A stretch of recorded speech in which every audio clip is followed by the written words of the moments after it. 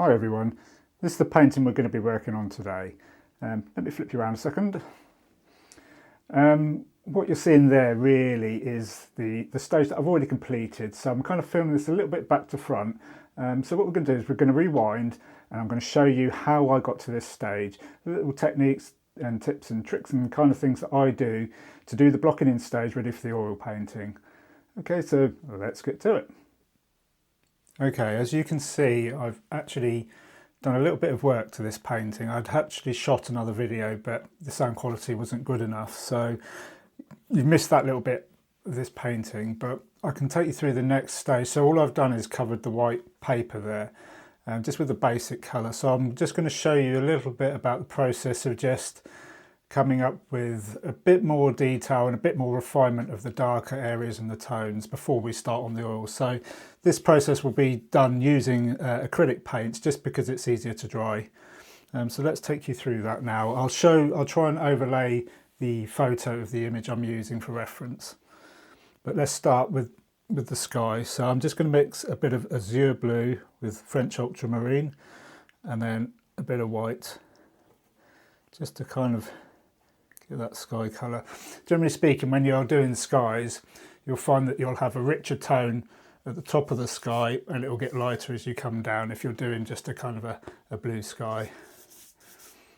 So this sort of stage when we're blocking in, you're not worried about detail, you're just trying to get a rough kind of mid-tone for the colours that you're seeing in the reference image. So don't worry too much about being precise.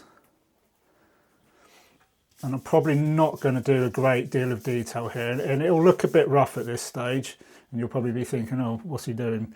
But if you bear with me when I'm doing this, you'll see the process and you'll see the painting come alive. If you show, what I'll do is I'll show you the whole process from start to finish for this particular painting,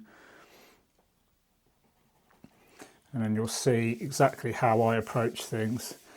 A lot of realistic artists, they'll use grids and things like that. But for me, I prefer to be a bit looser. And you don't need to be the best drawer either. If you want to do some realistic landscapes, you can just do a bit of, what I do is just a little bit of placement of things like trees and water and things, just very loosely. This early stage, you don't need to get bogged down with the detail. So I'm just adding a little bit more white, a bit of titanium white into that mix as we come further down to the horizon mark, just to get it a bit lighter. And I'll use my own Stay Wet palette that I've made using blotting paper and sort of baking paper over the top. And what it does is that keeps the there's a bit of hair there. It keeps the acrylics moist and allows you to work from over a number of days, even sometimes weeks. If you put it in a sealed box, then you won't have any problems with the acrylics going hard and drying too quickly.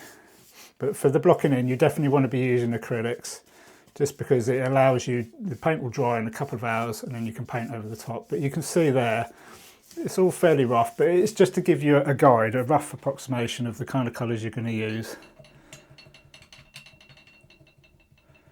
I've got my camera attached to my board here. Now I'm not sure if there's going to be a bit too much bounce as I'm painting, so that might be an issue that I need to look at.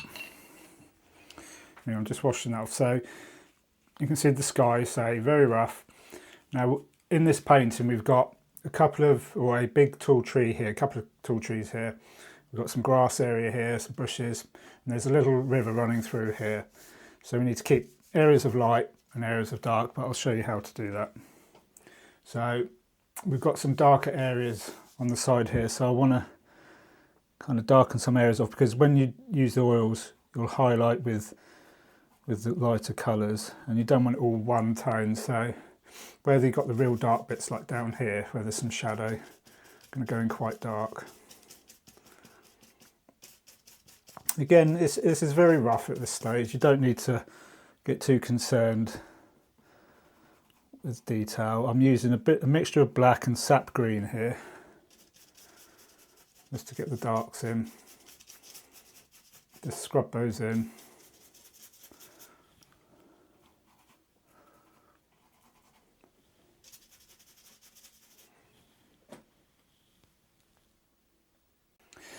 Another technique we can use here is to kind of stipple the colours onto the canvas here, just to give a bit more of a, rather than having a very solid block of colour, you can then, allows you to sort of almost suggest foliage. So if you do this kind of technique here, and then you've got some of the paint that's underneath will come through, and this is just another way just to add texture and contrast to your work. Again, so this will all be gone over with the oil colours, so we're just kind of getting that approximation of mid-tones really, and then the darkers. I like to put the darker tones in because I like to use the oils to really make the highlights. But here there's a bit of a bush, or at the base of the trees here. I'm not going to suggest any detail of the leaves. So at the top, the trees come up here, and then we got all the leaves and branches and stuff. I'm not going to do any of that now. What we'll do when we come through to the oils is we'll work from back to front in the painting. So this bit here, we'll do the sky first in the oils, and then we'll allow that to dry, and then all the foreground parts of the painting will then be built up over the top. So again, just a bit more black, a bit more sap green. Hooker's green's another colour that works well. You can mix your own greens with blacks and yellows, which can be very effective if you're a bit more advanced and a bit more confident in doing that. But at the moment, I'm just using these basic colours. This process for me won't take too long. You don't want to be wasting too much time on this. Don't get too worried about this kind of detail. You can see I'm pretty roughly scrubbing things in. The brush I'm using is very kind of old brush, and it's a bit kind of all busted up with the bristles and stuff. And those kind of brushes are actually perfect for doing foliage, as I'll show you later on in the later stages of this painting. So just getting a bit more sap green in there. Just defining the edges of the bushes and stuff as a guide. You know, we're going to kind of define this more when we go into the oils. There's a set of reeds down here. For the river here, I'm probably not going to do much more detail on that, but we've got a whole area of long grasses here at the base here, so you probably want a bit of texture, so I need a bit more of the sap green there.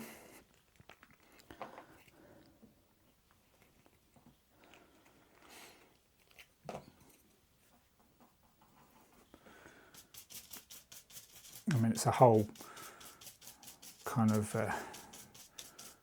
mess of different grasses and different colours, and we'll bring that out later on in the painting.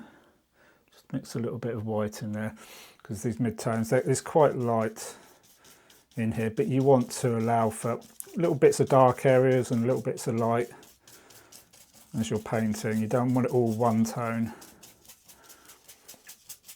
And so at this stage you should be able to see a little bit of the painting taking shape now. But you can see with the brush strokes, just don't worry too much about being fine again. Just really scrub that paint in there, because this is all going to be gone over in the next stage.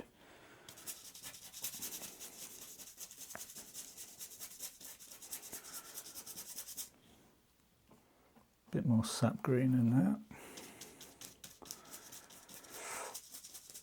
And then as you go off into the distance, you can add a little bit of white or a little bit of blue to cool the colours down. As colours recede into the painting, they tend to be cooler.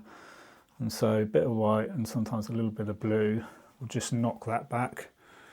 And so just added a little bit of blue and white into the mix there. And when we come to the oils, we'll lighten that off even further. But again, just scrub it in. Get it all in there. A bit more dark on the base of the river here. The water here is very, well, I guess the river is probably in flood here because it's very brown and chocolatey. So you never have to follow your photos slavishly. You know, if something looks better when you use artistic license, then I'm all for that. You know, I'm not one that will copy something identically. It's kind of just as a base. You know, I'm not a photographic artist, but I try to paint realistic to give a feel of the scene that you're looking at. But I will adjust quite a lot of the painting just with my own flow, my own artistic kind of license, if you like. So again, don't worry about, you know, when we come to the details, don't follow every single leaf and all that kind of stuff. You're just going to end up getting frustrated, I think. So that's looking fairly good. I'm going to mix a little bit of brown, green and black. So that's probably just to suggest water. It's quite dark, a bit more white in there. I should really tell you the colours I'm using. So the brown is just a light brown.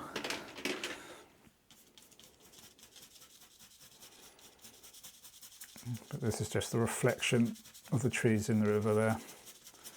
I'm probably going to leave that there and just go over the oils because a lot of this is about positioning, ready for the main painting, as it were. So that's pretty much all I'm going to do at this stage. I'll probably just add a little bit because there's a tree line at the back here, so I'm going to just add a little bit in there and a bit of white and blue just to knock that back a little. Probably a bit more white. But again, if the colours aren't completely spot on, we're going to change that when we get the oil paints on anyway. But yeah, that little bit of kind of white and a little bit of the ultramarine or even the azure blue, just knock that back somewhat. A bit more white in there.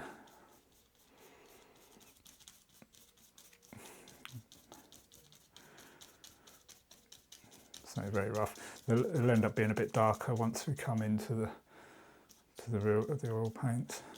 Trying to look at the scene. I think there's a little hedge in there. I'm going to lighten that off so we don't lose that. Otherwise I'll forget that that's there. So just suggest the hedge in there. A bit more white just to knock that back a bit.